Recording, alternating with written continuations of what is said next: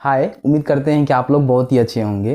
देखिए, जैसे कि आप सभी जानते हैं कि अगर आपने भी 2024 और 26 सेशन में डीएलएड में एडमिशन लेने के लिए एग्ज़ाम दिया था, ठीक है, तो आप सभी जानते हैं कि 21 मई को, ठीक है, 21 मई को आपका जो आंसर की है उसको जारी कर दिया गया है, ठीक है। कैसे डाउनलोड करना है उसके लिए हमने वीडियो बनाकर आप सभी को जानकारी दे ही दिया था। आप में से काफ़ी सारे कैंडिडेट ऐसे हैं जिन्होंने आंसर की को डाउनलोड कर लिया हुआ है, ठीक है। आंसर की बेसिकली होता क्या है कि जो भी आप क्वेश्चन का आंसर देकर आए हुए हैं उसका मिलान करने के लिए आपको जारी किया जाता है कि आपने जो भी क्वेश्चन का आंसर दिया हुआ है वो सही है या फिर गलत है। अब इसका आप मिलान करते हैं तो आपको अंदाज़ा लग जाता है कि आप जो है कितना स्कोर कर रहे हैं। जैसे कि आप सभी जानते हैं कि 120 क्वेश्चन रहता है और 120 आपको अंक भी मिला है, ठीक है। तो इसमें से आपने कितना जो है क्वेश्चन को सही किया हुआ है।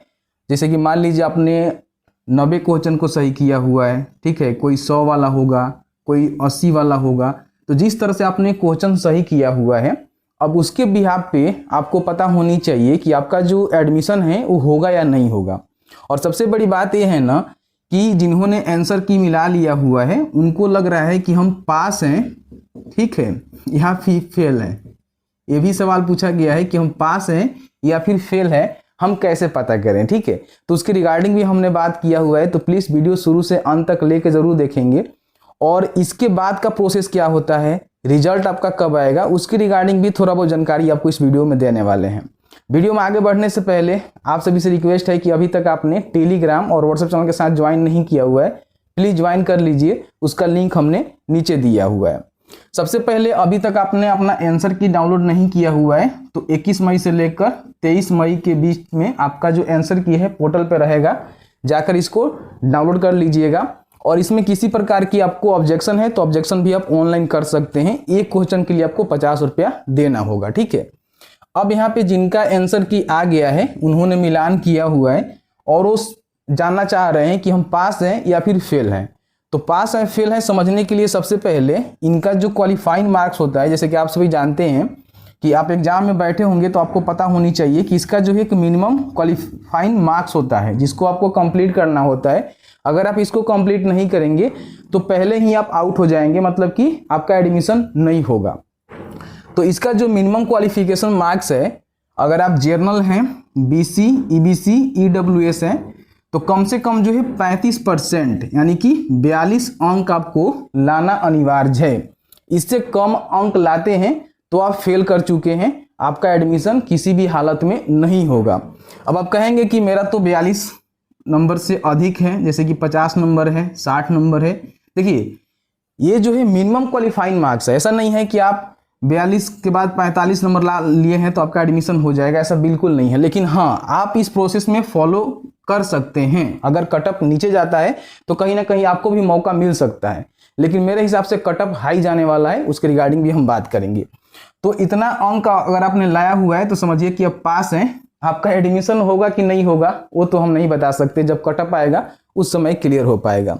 बाकी आप SC ST, फिजिकली हैंडीकेप्ड या फिर फीमेल हैं तो कम से कम 30% यानी कि 36 मार्क्स आपको लाना अनिवार्य है। अगर इससे कम आप लाए हुए हैं तो समझिए कि आप फेल कर चुके हैं, आपका एडमिशन नहीं होगा।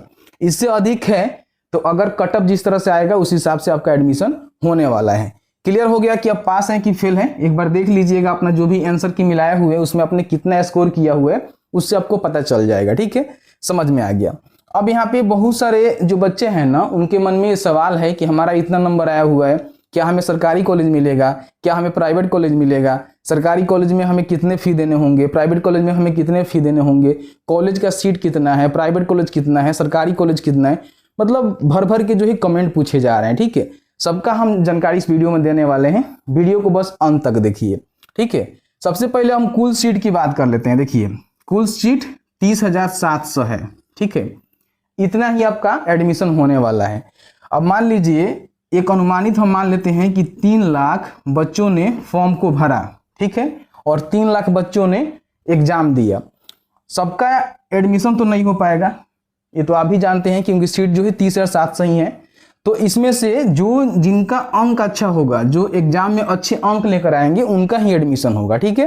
तो 30,700 यहाँ पे आपका जो है सीट टोटल बिहार में रखे गए हैं, जिसमें से गवर्नमेंट जो है 62 कॉलेज है, 91 सीट है, प्राइवेट जो है 306 डाइट कॉलेज है जिसमें 21,600 सीट है। ठीक है, समझ में आ गया कि देखिए अगर आप प्राइवेट कॉलेज की संख्या देखेंगे तो अधिक है, मान के चल सकते हैं कि दुगुना है। ठीक है, लेकिन वही आप गवर्नमेंट कॉलेज के देखेंगे तो बहुत ही कम आपका सीट भी है और कॉलेजेस भी है। ठीक है, अब यहाँ पे बात कर लेते हैं कि प्राइवेट और गवर्नमेंट से अगर हम करते हैं तो हमें क्या नुकसान होगा, क्या फायदा होगा। देखिए सर्टिफिकेट दोनों आपको सेम ही देगा, कोई दिक्कत नहीं है, दोनों का वैल्यू होगा, लेकिन यहाँ पे जो इसका कोर्स का फी होता है ना, उसमें देख सकते हैं कि मेजर डिफरेंट हो जाता है। ठीक है, जैसे कि मान लीजिए अगर आपको गवर्नमेंट कॉलेज मिल जाता है तो आप 15 से 20 हज़ार में अपना जो डीलेट है वो कंप्लीट कर लेंगे, वो भी आपको सेमेस्टर वाइज देना पड़ेगा, ऐसा नहीं है कि एक बार ही आपको पेमेंट करना है। अगर आपको प्राइवेट कॉलेज मिलता है तो 60,000 से लेकर 1,20,000 रुपये तक भी खर्चा आपको करना पड़ सकता है। तो इसलिए अगर आपको गवर्नमेंट कॉलेज मिल जाएगा बेहतर रहेगा, कम में आपका डीलेट हो जाएगा, लेकिन वही अगर आपको प्राइवेट कॉलेज मिलता है तो उसमें आपको अधिक खर्चा करना पड़ेगा। बाकी दोनों सर्टिफिकेट का सेम महत्व होता है, कोई भी दिक्कत नहीं है। यहां तक आप समझ गए होंगे, कोई डाउट्स होगा तो नीचे कमेंट सेक्शन में कमेंट करके जरूर पूछिएगा। ठीक है, अब यहाँ पे आप में से काफी सारे लोग कहेंगे कि हमने जो आंसर की का मिलान किया हुआ है उसमें हमारा 90 अंक आ रहा है, 70 अंक आ रहा है, वगैरह वगैरह। ठीक है, तो देखिए कटअप जो है कोई भी अभी क्लियर नहीं बता सकता, हम भी आपको बता रहे हैं, तो ऐसा नहीं है कि हम जो बता दे रहे हैं उस पर आपका मतलब मेरिट बंद ही जाएगा, आपको सरकारी कॉलेज या फिर प्राइवेट कॉलेज मिल जाएगा, ऐसा नहीं है, बिल्कुल भी नहीं है।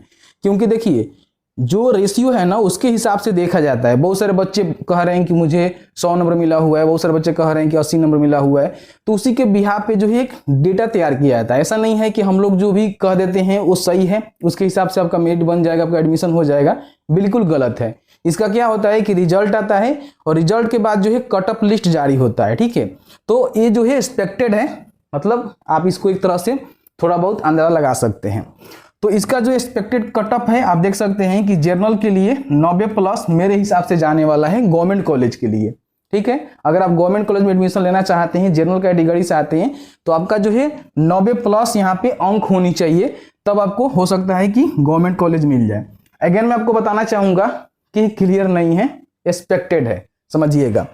प्राइवेट कॉलेज की हम बात करें तो 78+ आपका जाएगा, EWS के लिए 85+ गवर्नमेंट के लिए और प्राइवेट के लिए 75+ जाएगा, EBC के लिए 82+ और यहाँ पे प्राइवेट के लिए 72+, BC के लिए गवर्नमेंट के लिए देखेंगे तो 80+, प्राइवेट के लिए 70 आपका जो है 70+, AC के लिए देखेंगे तो 78+, 87+, ST के लिए 78 और यहाँ पे जो प्राइवेट कॉलेज है उसके लिए 67+। तो ऐसा नहीं है, इसमें और भी आपको छूट मिल सकता है। कैसे मिल सकता है, जैसे जनरल में कोई फीमेल हैं, ठीक है, उनको 2 अंक छूट मिल सकता है, कोई विकलांग है, ठीक है, उसको भी 1-2 अंक छूट मिल सकता है। तो इस तरह से जो है कैटेगरी वाइज में भी मेल और जो भी विकलांग होते हैं उनको छूट मिलता है। साथ ही साथ इसमें आप सभी जानते हैं कि आर्ट्स होता है, साइंस होता है, कॉमर्स होता है, उर्दू होता है, तो उसमें भी अलग अलग कटअप आपका जाता है। तो ऐसा नहीं है कि जो हम बता रहे हैं क्लियर है, लेकिन हाँ इतना स्कोर आप कर लेते हैं, मान लीजिए आपका 90+ जा रहा है मेरे हिसाब से, तो आपको कहीं ना कहीं गवर्नमेंट कॉलेज मिलने में कोई परेशानी नहीं होगी। तो एक्सपेक्टेड है, आप इसको सही मान के मत चलिएगा, मैं बार बार आपको क्लियर कर रहा हूँ, क्योंकि ये जो भी बच्चे अपना फीडबैक दे रहे हैं, जैसे कि मान लीजिए आंसर की सो चेक कर रहे हैं और उनको लग रहा है कि हम इतना अंक प्राप्त किए हुए हैं, तो इसमें बहुत सारे जो क्रिएटर हैं जो पोल क्रिएट करवा रहे हैं, जिसमें जो है आपसे जानकारी ले रहे हैं कि आप जो है कितना स्कोर किए हुए हैं, उसी के बिहाफ पे ये जो है एक्सपेक्टेड आपका कटअप बनाया गया है। लेकिन नहीं, ऐसा नहीं है कि इससे कम आपका आएगा तो नहीं होगा, हो सकता है कि इससे भी कम आपका आए तो हो जाए। ठीक है, कोई दिक्कत नहीं है। ठीक है, तो टेंशन मत लीजिए, इस अगर 90+ आप हैं तो समझिए कि आप सेव हैं मेरे हिसाब से, जहां तक मैं समझता हूं। ठीक है, अब यहाँ पे समझते हैं कि आपका जो आंसर की आया हुआ है, ठीक है, जैसे कि सब जानते हैं कि सबसे पहले आपका एग्जाम होता है। ठीक है, फॉर्म भरेंगे तो आपका एग्जाम होगा, एडमिट कार्ड आएगा, एग्जाम होगा। एग्जाम के बाद क्या होगा, देखिए एग्जाम के बाद जो है आपका आंसर की यहाँ पे आता है, जैसे कि आंसर की आया हुआ है मैंने आपको बताया, उसके बाद आपका रिजल्ट आएगा। अब रिजल्ट के रिगार्डिंग हम बात करें तो देखिए जब भी आपका आंसर की जारी होता है ना, उसके 10 से 15 दिनों के अंदर आपका जो रिजल्ट है वो लाइव हो जाता है। ठीक है, लेकिन मेरे हिसाब से अभी ऐसा नहीं होगा। मैं जहां तक मानता हूं कि जून के, ठीक है, 2nd या फिर 3rd वीक में आपको जो है रिजल्ट देखने को मिलेगा, जहां तक मैं समझता हूं। तो इसके बाद आपका रिजल्ट आएगा, इसके लिए आपका रिजल्ट आएगा। उसके बाद आपका जो है काउंसलिंग होगा। काउंसलिंग में क्या होगा कि आपने जो भी रैंक लाया हुआ है, जो भी अंक मिला हुआ है, उसके हिसाब से आपका काउंसलिंग करके डॉक्यूमेंट सत्यापन किया जाएगा। अब काउंसलिंग में कौन कौन से डॉक्यूमेंट लाएंगे, कौन कौन से डॉक्यूमेंट आपको बनवा लेनी है। सबसे पहले तो चरित्र प्रमाण पत्र, ठीक है, जाति और निवास, ये डॉक्यूमेंट्स आपको बनवा लेना है। बाकी आपके पास स्कोर कार्ड आ ही जाएगा, रिजल्ट आएगा तो 12वीं का और 10वीं का जो भी सर्टिफिकेट है, मार्कशीट है, वो आपके पास होगा ही होगा, आधार कार्ड होगा, ये सारे डॉक्यूमेंट आपको देने पड़ते हैं, ठीक है। तो मेजर डॉक्यूमेंट है जाति निवास, ये आपको बनवाना है। चरित्र प्रमाण पत्र भी लगता है तो भी आपको बनवा लेना है। और सबसे बड़ी बात, जो 12वीं पास आपने जहां से किया हुआ है ना, वहां से CLC जरूर ले लीजिएगा, कॉलेज लिविंग सर्टिफिकेट, वहीं से आपको मिलेगा। जैसे कि इसका जो प्रमाण पत्र मिलेगा ना 2024 में जो पास किए हुए हैं, उनका मार्कशीट और जो भी प्रोविजनल सर्टिफिकेट मिलेगा, उसके बाद वो CLC अपना ले सकते हैं। तो CLC ले लीजिएगा, ये भी आपका काउंसलिंग में लगेगा। तो अभी बहुत लंबा प्रोसीजर, अभी रिजल्ट आएगा, उसके बाद में काउंसलिंग होगा, उसके बाद जो है कॉलेज अलॉटमेंट किया जाएगा और फिर आपका एडमिशन होगा, ठीक है। तो ये सारे जो है प्रोसेस होते हैं जिसके माध्यम से आपको गुजरना पड़ता है। तो मैंने जो है ऑलमोस्ट आपको सभी जानकारी इस वीडियो में कवर करने की कोशिश किया हुआ है। वीडियो थोड़ा सा भी अच्छा लगा है तो प्लीज़ वीडियो को लाइक कर दीजिएगा।